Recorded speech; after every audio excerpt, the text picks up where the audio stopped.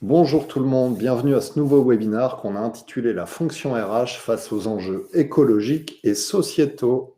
Et j'accueille aujourd'hui Michel Barabel. Salut Michel. Salut Christophe et bonjour à toutes et à tous. Ravi d'être avec vous pour cette pause déj. On va vous prendre 45 minutes, on vous rassure, à 13 heures vous êtes libéré. Michel, je te laisse peut-être te représenter pour celles et ceux qui ne te connaîtraient pas. Oui, bien sûr, avec plaisir Christophe. Donc, prof affilié à Sciences Po Executive Education, où je dirige l'Executive Master RH, qui est un peu le programme MBA RH de Sciences Po. Très rapidement, une autre casquette, je suis administrateur et directeur des publications du Lab RH, un écosystème qui comprend plus de 300 startups RH dans le domaine de l'innovation. Alors, juste en intro, concerne bien pourquoi Sciences Po s'intéresse au RH et propose un master RH. Alors ça fait quand même une petite vingtaine d'années que Sciences Po a un master RH en formation continue qui s'inscrit dans les suites d'un master RH en formation initiale très orienté historiquement sociaux des organisations, parce que c'était Crozier, Saint-Saulieu qui portait ce master à Sciences Po.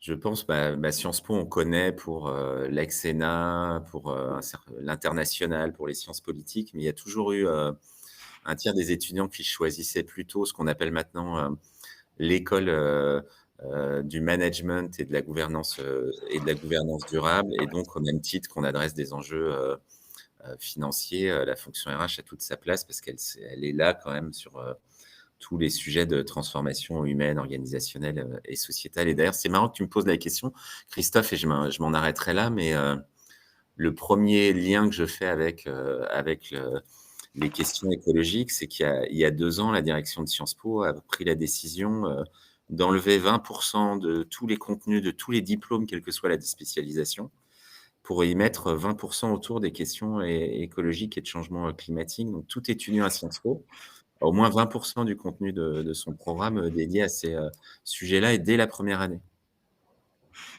Cette formation, elle est en formation initiale et continue, elle est ouverte aux professionnels.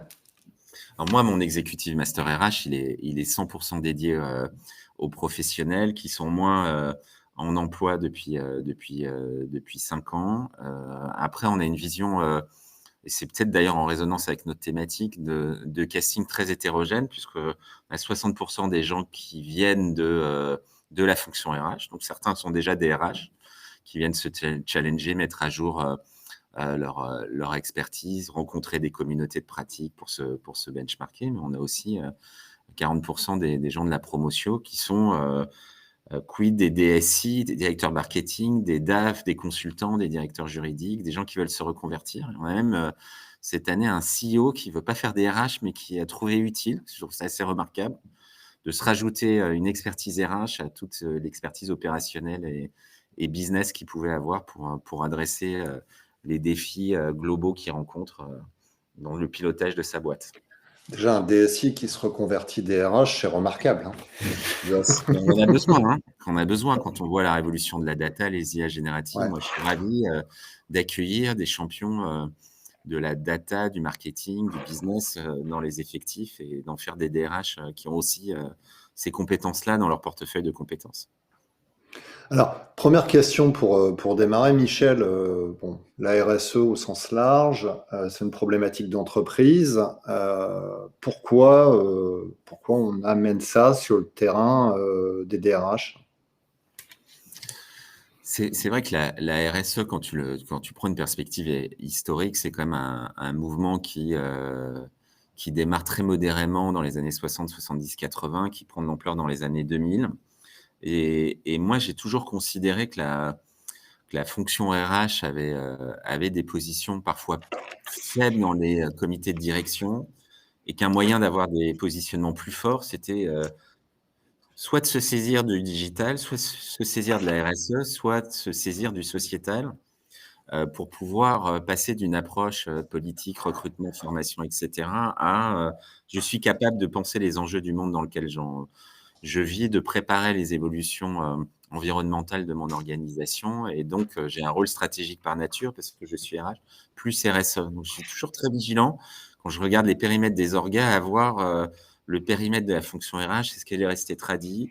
Est-ce qu'elle a réussi à aller agréger les questions de RSE, étant entendu, par contre, que ces politiques-là peuvent pas être le monopole en pilotage d'une fonction. Il est complètement aberrant de dire le DRH est le pilote de. Non, c'est le copilote. Par contre, il est simplement au deuxième rang, troisième rang, il fait simplement remonter les données sociales et sociétales ou son plan d'action sur les comportements des organisations. Il passe à côté d'un rôle de stratège où il doit être copilote et le porter très fortement, à mon sens. En fait, c'est le copilote qui va aussi aligner le management. Ouais, c'est le C'est le rôle copilote principal. Mais en tout cas, c'est le copilote qui va porter la voix des enjeux humains et managériaux autour de ces questions-là, au même titre que une direction du patrimoine y amènerait les enjeux immobiliers, une direction industrielle, les enjeux de production, une direction de la supply chain, les enjeux de transport de marchandises. Et donc, c'est vrai que le problème qu'on a souvent dans les organisations, c'est de ces approches silotées où on crée un périmètre, quasiment une baronnie. Je suis monsieur RSE et on n'arrive pas à créer une transversalité et le meilleur de chaque fonction pour adresser le sujet dans toute sa complexité. Parce qu'on voit bien que les enjeux écologiques, et tu le rappelais, il y a une dimension business model, production, service, mobilité, humain, juridique. Donc l'approcher que de manière disciplinaire, c'est une faute d'une certaine manière. Donc un DRH qui pourrait devenir le copilote du sujet, mais qui saurait créer en intelligence avec les autres fonctions, une approche transdisciplinaire et donc pas, entre guillemets, pipeau et trop com de la question. Alors c'est marrant parce que quand on préparait ce sujet, tu me parlais au départ de la révolution technologique, de l'IA, qui est une bonne transition par rapport à cette révolution verte dont on a parlé, mais du coup ça soulève une question par rapport à ce que tu viens de dire. On a vu sur les 10-15 dernières années la révolution technologique des directions des ressources humaines qui sont entièrement équipées de SIRH, et notamment avec de grandes difficultés justement de communication avec le DSI, avec le DAF, puisque c'est des projets tripartis, un projet technologique. Bien sûr. Donc ça laisse augurer que c'est pas forcément, ça va pas être forcément plus facile pour les projets RSE, puisque ça fait intervenir quasiment les mêmes acteurs de l'entreprise, plus les achats. Ouais, et ça pourrait même être plus difficile parce qu'on a des scénarios où ça peut se faire contre le business, alors que la révolution digitale, on arrive, si on la fait bien, à générer des gains de productivité qui te permettent de développer ton business ou d'avoir des avantages concurrentiels sur ceux qui n'ont pas réussi à mener ces transformations. Bah, je dirais que c'est vrai que tu regardes l'étude LinkedIn depuis la création de LinkedIn de qu'est-ce qui préoccupe le plus les COMEX, CODIR et CEO, ils te disent le digital depuis une dizaine d'années. Et quand tu regardes le premier classement, l'écologie est en 20e position. Ce qui est intéressant, c'est qu'en 2024, et je te passe la main, pour la première fois, côté dirigeant, mais c'est des intentions, ce n'est pas des actions et comportements, ils te mettent ex aequo écologie et digital dans cette enquête. Et par contre, et là, je pense que toi, tu as raison, déjà, la première a fait mal à la tête à plein de boîtes et plein de boîtes. Ils n'ont pas totalement réussi leur réinvention et leur transformation digitale, même si, bien sûr, il y en a qui l'ont fait remarquablement. Et tout d'un coup, boum, on te rajoute une révolution écologique qui parfois peut rentrer en contradiction avec la première, qui est d'une certaine manière dans le mindset peut-être encore plus questionnante sur ton business, ta production de valeur, ta répartition de richesse. Donc c'est effectivement se rajouter un niveau de complexité et de coordination beaucoup plus lourd pour cette raison-là. Alors j'ai mis une question dans le chat pour qu'on clarifie quand même le sujet. C'est quoi pour vous la RSE, la première chose qui vous vient à l'esprit?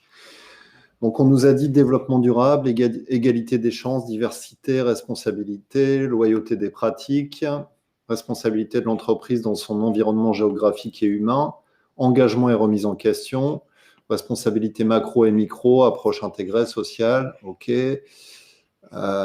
durabilité et inclusion, sociale interne et externe. Ok. Souvent, la RSE, Et on l'a défini autour de trois piliers qui sont les engagements sociaux, les engagements économiques et puis les engagements environnementaux. ouais, je dirais même, je compléterais social et sociétal. Dans social, tu Ouais. vas retrouver effectivement l'égalité des chances, la mixité, les approches éthiques. Sociétal, tu vas les enjeux d'inclusion, de non-discrimination, de savoir proposer et de relever les défis, le handicap, les seniors, etc.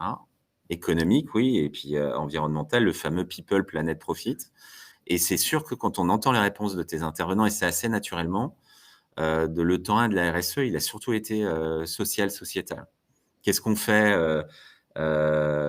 pour ne pas discriminer? Qu'est-ce qu'on fait pour recruter des handicapés? Qu'est-ce qu'on fait pour ne pas générer des externalités négatives sur les territoires dans lesquels on opère? Même si depuis le début, la question de l'écologie était prégnante. Mais ce qu'il faut comprendre, c'est que c'est pour ça que je fais moi toujours le parallélisme avec la révolution digitale, c'est que le changement climatique est aussi une forme d'exponentielle. C'est-à-dire que la dégradation, la rapidité de la dégradation augmente au fil des années. En gros, on a mis 10 ans pour dégrader de 10% entre 2000 et 2010, et ce même niveau de dégradation, on le fera en 3 ans, puis en 1 an, puis en 6 mois. Comme le digital qui finalement fait 2 fois mieux tous les 2 ans, cette fameuse loi de Moore, qui fait que on pourrait se rassurer en se disant l'IA n'a pas accompli grand-chose entre 2020 et 2024, mais ce pas grand-chose, elle va peut-être faire en 4 ans, elle va peut-être faire 50 fois plus parce que c'est une exponentielle. Donc, bien entendu, l'écologie, c'est très loin des gens, notamment parce qu'au départ, dans les années 80-2000, l'horizon de destruction de la planète, c'était 2150-2200. Donc, tu pouvais même pas te projeter sur tes arrière-petits-enfants. Et en 2024, c'est à 3 ans, c'est à 10 ans, c'est dans le meilleur des scénarios à 2050. Donc, soit personnellement, je serai toujours là, soit mes gamins vont morfler, soit je ne ferai pas d'enfants parce que j'ai pas envie de les faire vivre dans un monde où le système de contrainte va augmenter, fait que le rééquilibrage entre social, environnemental et écologique intervient, si ce n'est que sur ces sujets-là, on reste quand même très conjoncturel et pas structurel. Je m'explique en 2 mots et je te repasse la main. Structurel, ça serait de dire maintenant, c'est décidé, à vie, l'écologie fera partie de nos 2 priorités et on n'y dérogera pas quoi qu'il arrive. Conjoncturel, c'est de dire mince, il y a un problème de pouvoir d'achat, rien à cirer de l'écologie, on va d'abord assurer la rémunération des gens parce que la fin de mois est plus importante que sauver la planète en 2050. Et c'est vrai qu'on voit que sur l'écologie, elle est très conjoncturelle. Par exemple, 20% des Français ont basculé de le changement climatique n'existe pas à c'est une vérité vraie à l'ère des méga-feux de Bordeaux il y a 2 ans pendant l'été. Et puis il n'y a pas de méga-feux pendant 2 ans. Et finalement, les gens vont dire, bah là, il a plu pendant 15 jours, donc finalement, c'est pipeau, ou ils vont peut-être avoir un regard sur le climat qui va être moins prioritaire et moins. Donc, en gros, c'est un enjeu qui passe de la place 1 à la place 10 en fonction d'aléas et qui ne s'est pas encore imposé de manière structurelle dans les organisations. Pour cette raison-là, et dans la tête des individus non plus. Après le méga-feu, tout le monde flippe et va faire attention, et puis potentiellement, il ne se passe rien pendant un été et on se remet à reprendre massivement l'avion, par exemple. Et donc, on voit on est dans un stade très clairement où je pense que la prise de conscience maintenant est avérée. Le côté Claude Allègre, le changement climatique n'existe pas, est devenu minoritaire dans la société en général et dans la population active française en particulier. De là à dire que c'est un élément structurant du choix d'une organisation ou que les entreprises ont tout repensé pour tenir compte de cette contrainte écologique, c'est des stades qui sont peut-être des stades à venir, mais on n'y est pas encore pour la majorité des boîtes. Il y a Céline qui nous dit quid de l'embarquement de ce sujet pour une TPE ou PME compte tenu de la réalité économique auquel elles sont confrontées et des ressources humaines, métiers, financières qui sont souvent très limitées. Et ça, oui, c'est la réalité. Ouais, et puis je répondrai là-dessus, bien entendu, mais comme pour la transformation digitale, hein, c'est d'abord les multinationales qui se sont dotées de SIRH, qui aujourd'hui s'intéressent aux IA génératives. Et bien entendu, quand on va dans des structures plus petites pour des raisons de compétences, de temps, de priorité et de moyens, bah, ces révolutions ont parfois mis plus de temps à se mettre en place malgré l'agilité potentielle d'eux.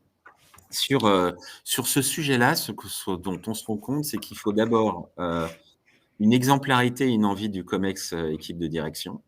Donc en gros, dans une ETI, si le patron de la boîte n'y croit pas, n'y voit pas d'intérêt, n'est pas lui-même dans une démarche d'avoir un business plus écologique, ça va être très, très difficile parce qu'il va d'abord être scruté et s'il dit: «Oui, très bien», mais lui, il ne fait rien, les gens diront: «Bon, bah, c'est finalement ce qu'on appelle du greenwashing» ou c'est plus de l'ordre du discours ou la révolution verte, c'est pour les autres, mais c'est pas pour le patron, donc c'est pas si important que ça.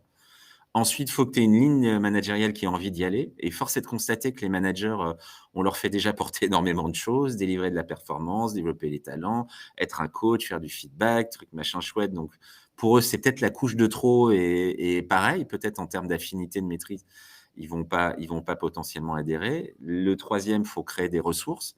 Alors là, dans une ETI, ça coûte pas très cher d'être dans une approche bottom-up, de servir des gens qui sont sensibles au sujet pour en faire des leaders d'opinion. Donc pour moi, c'est jamais une question de ressources.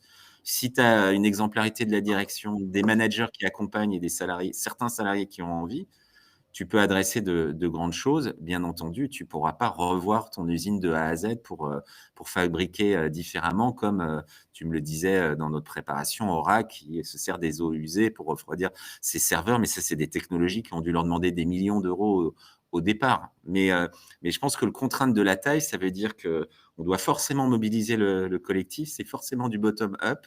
C'est forcément plus malin. Et donc, bien sûr, s'il n'y a pas de mandat de la direction et si les managers n'accompagnent pas, ça risque d'être compliqué. Est-ce que le problème, c'est pas... en fait, quel est l'intérêt pour les entreprises?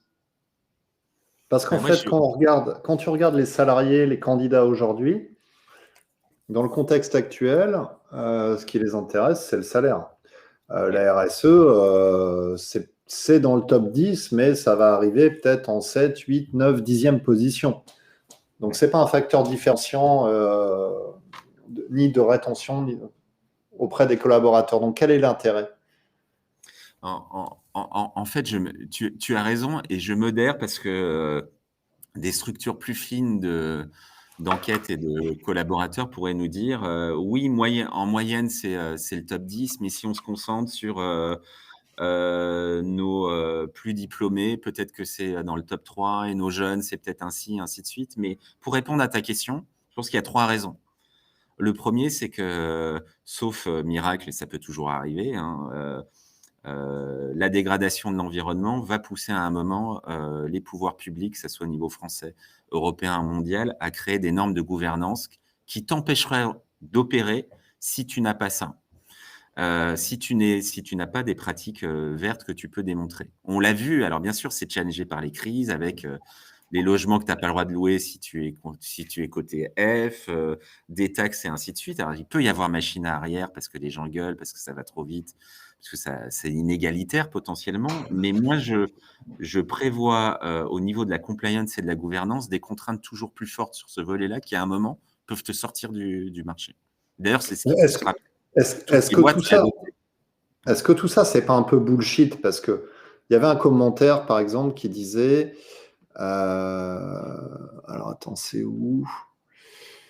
Ben, le temps que tu le retrouves, je développe l'idée, on reviendra là-dessus. Vas-y. Moi, je pense que côté gouvernance compliance, et j'y associe l'investissement socialement responsable, un certain nombre de normes, de standards, tu seras rattrapé par la patrouille. Deuxièmement, pour des raisons prospectives, quand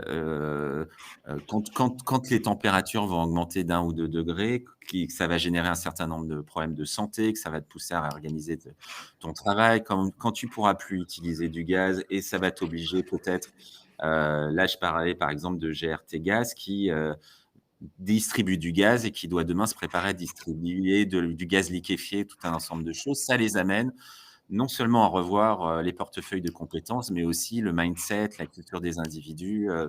Donc, prospectivement, si tu t'y prépares pas maintenant, tu vas te prendre le mur. Parce que de toute façon, ce mur, malheureusement, du changement climatique, on va se le prendre comme une voiture lancée sur l'autoroute à 120 Ouais. km/h. Autant se le prendre à 10 km/h. Et puis, le troisième, c'est ta marque employeur, tes clients, d'une certaine manière, même s'ils peuvent être eux-mêmes paradoxaux, qui se passe en ce moment, c'est que le pourcentage de gens sensibles à la question écologique augmente en relatif. C'est-à-dire que tu passes de 1% à 10%, de 10% à 20%, de 20% à 28%. Factuellement, c'est pas majoritaire. Factuellement, c'est pas dans le top 5 des critères de choix d'un employeur, mais progressivement, le nombre de salariés qui le mettent dans leur top 5 augmente. Et donc, tu réduis ton bassin d'emploi. C'est-à-dire que oui, statistiquement, tu peux dire, c'est pas le critère numéro 1 des gens, mais en fait, c'est en train de devenir le critère numéro 1 pour 25% de ta population active. Si tu es dans des emplois en tension, ça peut te faire basculer d'un taux d'attractivité, de 3 candidatures sur un poste à 2 candidatures sur un poste, et ça peut tout changer. Donc moi, quoi qu'il arrive, l'approche prospective compliance et le fait, je vais te prendre par exemple un exemple chez Schneider Electric. Donc par contre, c'est un champion de la smart energy qui a misé énormément sur le sujet. Le nombre de personnes qui pourraient quitter l'entreprise si elle n'est pas exemplaire au niveau environnemental est passé de 3% à 16%. Mais c'est pas rien si ton taux de turnover est multiplié par 6. C'est pas 100% non plus. Donc l'histoire est en marche. C'est ça le message à faire passer. Et si tu es un DRH stratège, tu t'y prépares et tu es en anticipation. Et sinon, bah, tu vas le vivre comme les transformations digitales où, bah, si tu te réveilles aujourd'hui, c'est quand même assez chaud entre les IA génératifs, les SI, la plateformisation et ainsi de suite. Je pense que c'est exactement la même chose. Ouais, c'est pareil. Alors, je vois dans les commentaires qu'on nous dit on ne parle que de gouvernance, hein. Peut-on focaliser un peu plus sur le rôle des RH, donc sur RH et RSE concrètement, concrètement dans ton master, sur ce master RH, qu'est-ce que vous abordez en matière de RSE? Nous, on a d'abord un angle sociologique sur comment mener des transformations, qu'elles soient technologiques, environnementales, ou sociétales. Donc, ça va nous amener à une capacité à cartographier les effectifs de son organisation sur leur niveau de sensibilité à l'environnement, par exemple, sur leur degré de résistance, sur leur niveau de connaissance. Donc, c'est vrai que comme c'est une transformation globale, le rôle 1 de la fonction RH est vraiment un rôle de nature informatif et d'acculturation. Et on le voit d'ailleurs facilement, toutes les boîtes ont basculé là-dessus. Fresque du climat, atelier, plus ou moins court, indicateur de ton empreinte carbone, tri des déchets, éco-gestes, et ainsi de suite. C'est que le rôle 1 des RH, c'est déjà de faire prendre conscience chaque individu de l'impact de ses comportements sur l'environnement, 2, de le sensibiliser aux conséquences, 3, de lui donner la base de connaissances pour qu'il puisse s'appréhender le sujet. Et je trouve que là où tu as raison, c'est qu'on va trouver énormément d'entreprises qui sont au stade niveau 1 et qui ne vont pas ensuite. Ensuite, au niveau 2, c'est d'avoir un impact culturel sur les comportements et sur la transformation, qui forcément va te mettre sur des dispositifs plus longs. On le voit par exemple, puisque là, moi je suis en train d'écrire un bouquin avec Antoine Poincaré de la AXA Climate School sur le sujet. Tout ce qui est de l'ordre des ateliers, ça devient des programmes de 20 semaines à raison de 2 heures par semaine, transformatifs, avec la fête de revisiter un certain nombre de grandes politiques de l'entreprise et de trouver le moyen de se mettre. L'idée, c'est pas de passer de polluaire à super écolo, mais de créer une logique d'amélioration continue à vie. Toujours plus frugal dans la façon dont on fait des formations, toujours plus frugal dans la façon dont on fait X ou Y, où on conçoit des produits, ainsi de suite. Et il vaut mieux des petits pas et des petites améliorations à vie que l'heure est grave et on va tout changer, parce que bien entendu, l'heure est grave et on va tout changer. Ça va générer des résistances, des blocages, des freins, des difficultés, des incompréhensions, et ainsi de suite.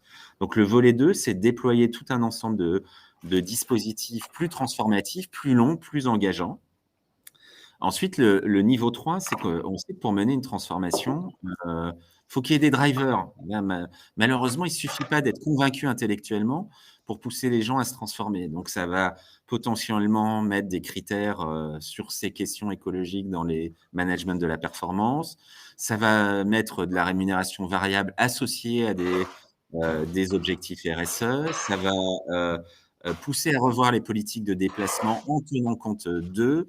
Ça va investir les métiers d'avenir qui profiteront du changement climatique pour pousser les gens d'aller vers des métiers condamnés, vers des métiers trucs. Donc ça, c'est le niveau 3. Et parce que le niveau 4, c'est devenir Patagonia et tout le monde ne va pas forcément renoncer complètement à son business model et chercher à être vert de A à Z. Peut-être qu'on y sera contraint par l'environnement.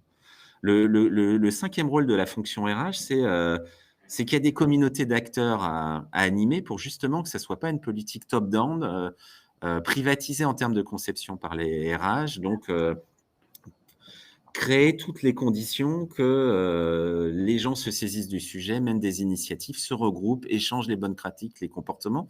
Donc tu vois, entre l'acculturation, la formation, la déclinaison d'objectifs verts sur chacune de tes politiques RH, éventuellement pour les plus transformateurs, l'impact sur ton business model et la façon dont tu vas repenser tout un ensemble de choses, et comment tu crées, tu donnes des ressources et tu appuies les différentes communautés au sein de ton entreprise, ça fait quand même malgré tout beaucoup de chantiers pour ta fonction RH à mener. Est-ce que ça va pas faire endosser à la direction des RH un rôle de super flic de la RSE dans la perception des collaborateurs? Parce que on voit déjà des DRH qui interdisent l'avion, qui interdisent de venir au boulot en voiture. Et du coup, bah la transformation est entendable, mais elle est un peu violente pour les collaborateurs en face. Elle est radicale. Donc, comment on fait pour trouver le juste équilibre par rapport à ça? Ce qui est sûr, c'est qu'une fonction RH vient du droit, qui est la fonction historique de la fonction RH, carotte-bâton, c'est le meilleur moyen d'adresser le sujet.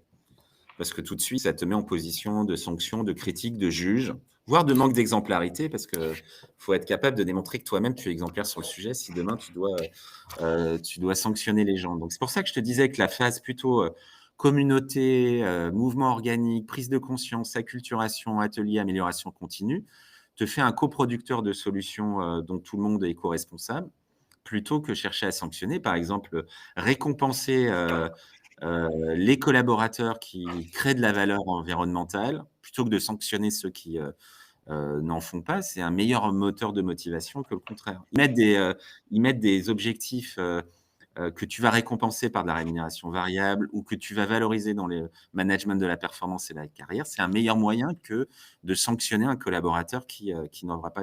Il faut qu'à un moment, finalement, les éléments d'acculturation fassent et poussent l'individu à prendre conscience. Et il faut plutôt miser sur les champions et les prises de conscience individuelles qui vont créer un effet boule de neige parce que ça sera du changement désirable dont on se sera saisi. Bien sûr, tu auras des résultats dans le côté vous n'avez plus le droit d'eux, mais tu créeras aussi une expérience collaborateur quand même pas si épanouissante que ça, et plutôt de l'ordre de la contrainte que de l'ordre du développement. Donc, Ouais. même, ça ne me paraît pas la bonne manière de l'aborder, hein, même si elle est radicale, hein, entre guillemets. Oui, donc plus en mode participatif, quitte même à avoir des influenceurs internes qui prennent le Clairement. sujet et qui relaient le message en interne. Il y a quelqu'un qui demandait quand on est une TPE, comment on peut démarrer. On pourrait presque démarrer par une boîte à idées Mais et nous, ce mettre qu'on en place des identifie choses simples.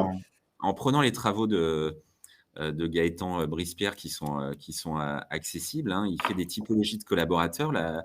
La première consiste à dire qu'il y a des gens que ça intéresse pas, non participants.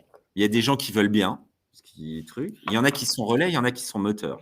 Moteurs, ça veut dire qu'ils créent de la valeur environnementale, ils font des choses, ils ont des actions, ils s'en saisissent et ainsi de suite. Donc et puis après, si on prend l'individu, il y a l'individu non actif, celui qui a un déclic individuel, notamment dans sa sphère privée, comme moi, par exemple, qui fait ses courses à Biocop, mais c'est pas pour ça qu'à Sciences Po, etc. Ceux qui peuvent même avoir un dilemme de l'insider activiste en disant j'aimerais faire des choses, mais est-ce que je dois pas quitter ma Sciences Po et aller élever des moutons en Andalousie? C'est quoi est-ce que je fais la révolution de l'intérieur ou de toute façon, je considère qu'on peut rien faire à l'extérieur?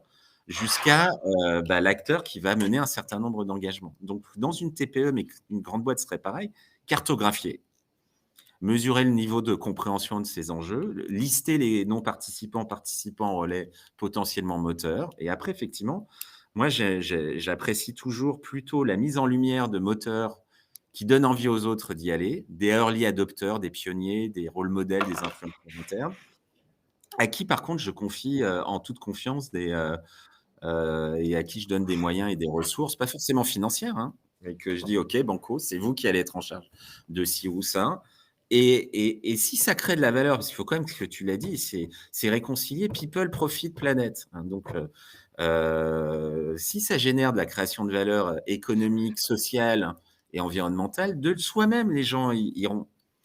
De soi-même. À un moment, ils diront: «Je comprends pas qu'on n'ait pas pensé à moi pour porter tel projet, mais il faut que des gens que tu as mis en lumière, fassent des choses intéressantes, qu'elles génèrent des gains que tout le monde peut identifier, que du coup, on ait envie de faire comme eux». Et c'est plutôt cette approche organique des RH qui me paraît, sur ces sujets-là, la meilleure. Parce que, par exemple, la fraise du climat, je ne sais pas si tu l'as fait, Christophe, quand c'est mal fait, tu peux te dire: «Bon, bah, c'est foutu, ça va mal finir» et ça peut même te pousser à être beaucoup plus énergivore qu'avant. Quitte à mourir, autant se marrer. Alors que si mais attends, mais tu regardes ton bilan carbone et 3 tonnes, on te dit: «Tu dois être à 3 tonnes», tu te rends compte que tu es à 60 tonnes. Bon, donc tu dis: «Bon, bah, ouais, c'est foutu». En fait, tu te rends compte que même l'année Covid, ça a juste stabilisé l'effet de serre. Donc il Ouais. faudrait Covid à vie. Bon, tu te dis donc ça à quoi sert tout ça?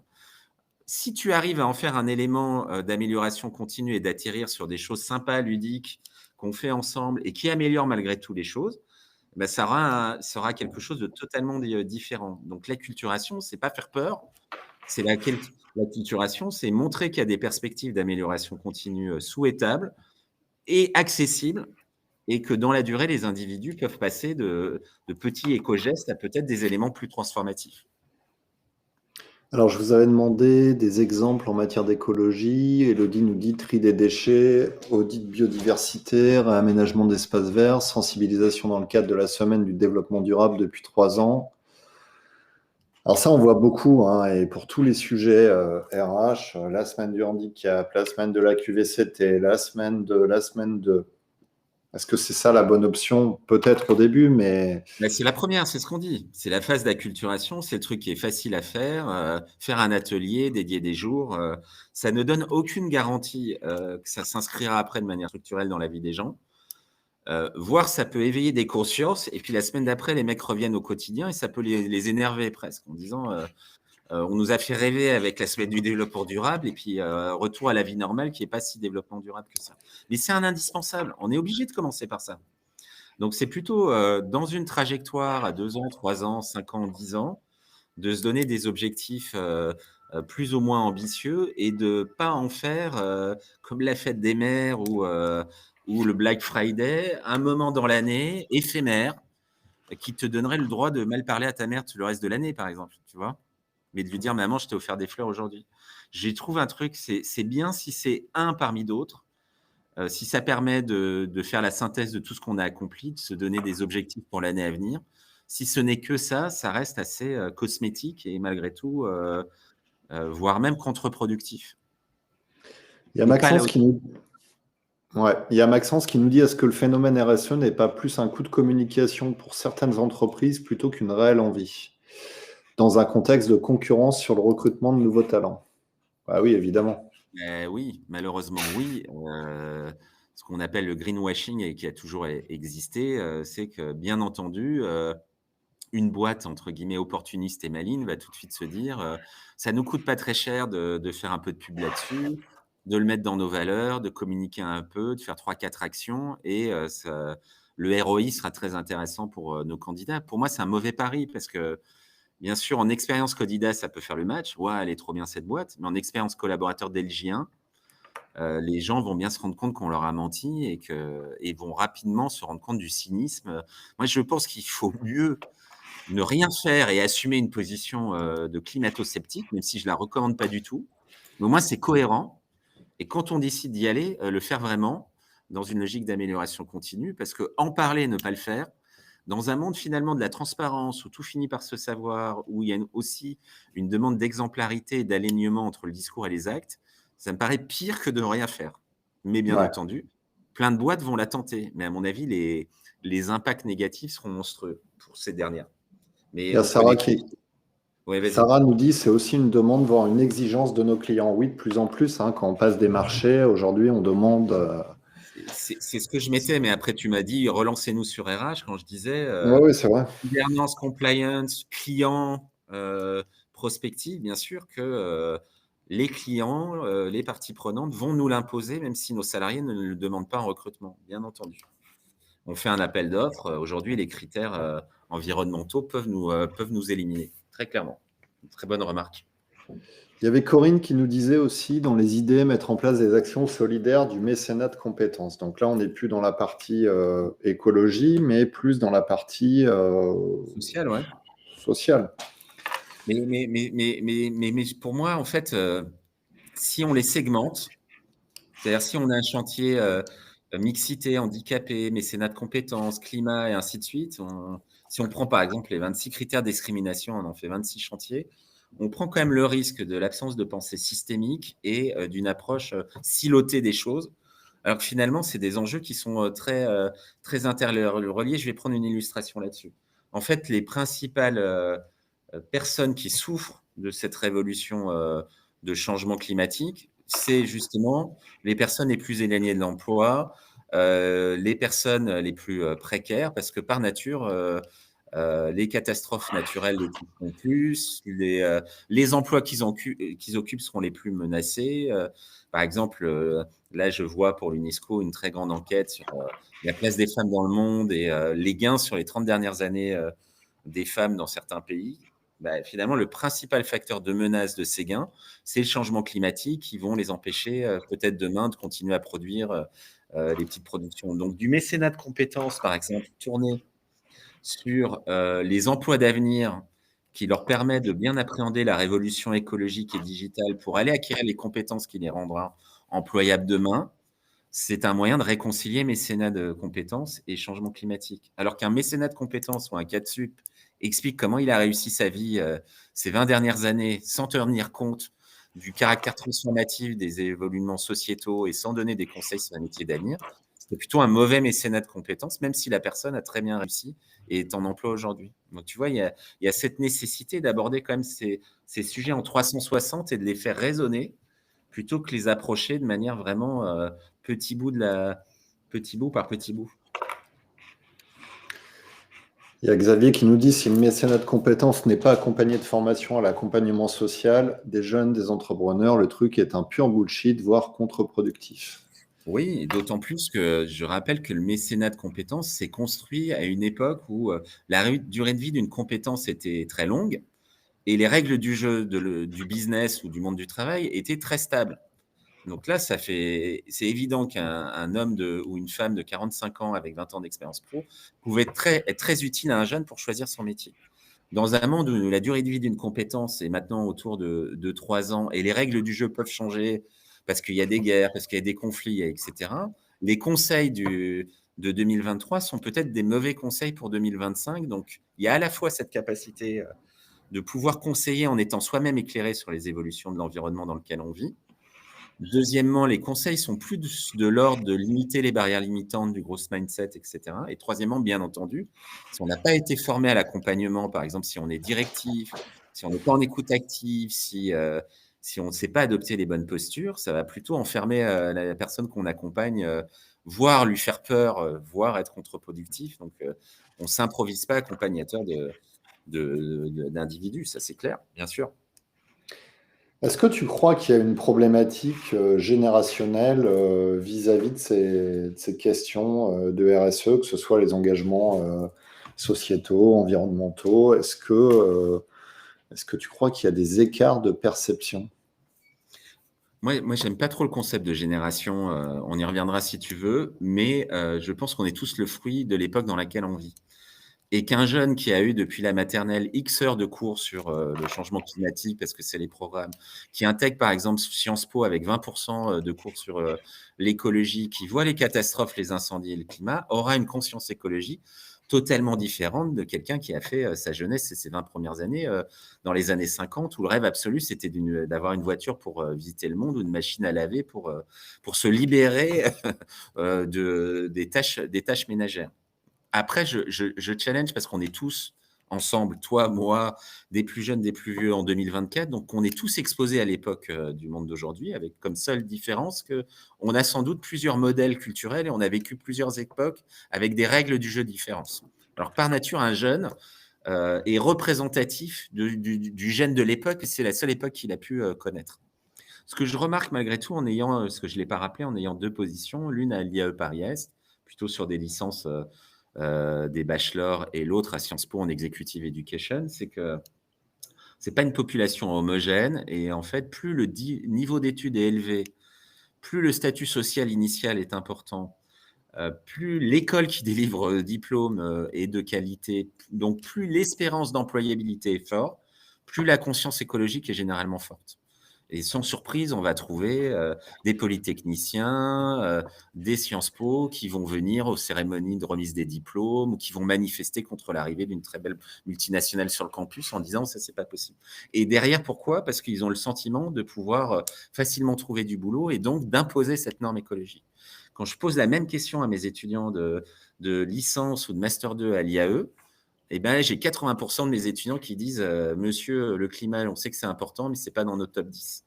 Alors, c'est quoi votre top 10? Bien gagner notre vie, construire une famille, avoir un beau boss, avoir, une belle ambiance de travail, pas se tuer au travail et l'écologie et même le social arrivent au-delà de la 5e position.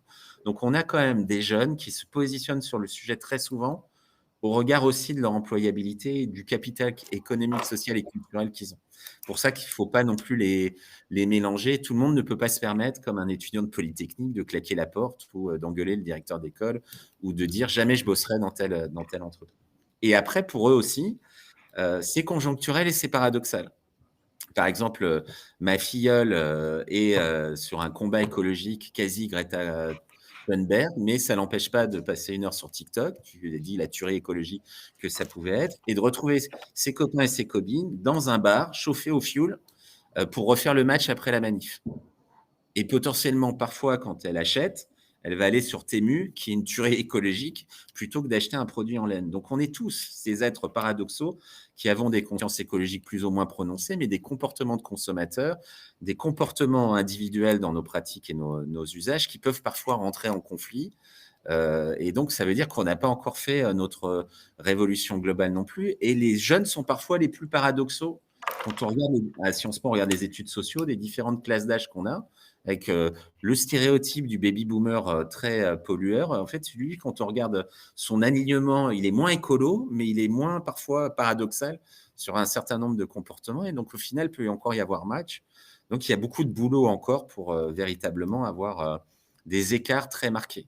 Mais il suffit, par exemple, que dans ta population active, surtout si tu recherches des talents, que sur ton pool de tes écoles cibles, tu sois passé de 10% des étudiants qui ont une exigence écologique dans le top 3 à 30%, pour mine de rien être dans une guerre des talents et peut-être même une difficulté à recruter qui devient majeure. Donc, je ne suis pas en train de dire les jeunes ont basculé dans une conscience écologique forte, mais en fait, les plus diplômés ou les plus employables, oui, plus que les autres, et que la proportion de ceux qui ont basculé fait que c'est challengeant pour n'importe quelle boîte. Elle va devoir avoir un discours très prononcé dans sa marque employeur, mais pas que, sinon c'est bullshit, dans ses différents comportements. Et ça nous permet de reboucler avec ce que Schneider Electric nous disait, où eux, ils pensaient être allés très loin. Ils sont venus se faire challenger par leurs salariés internes pour aller encore plus loin.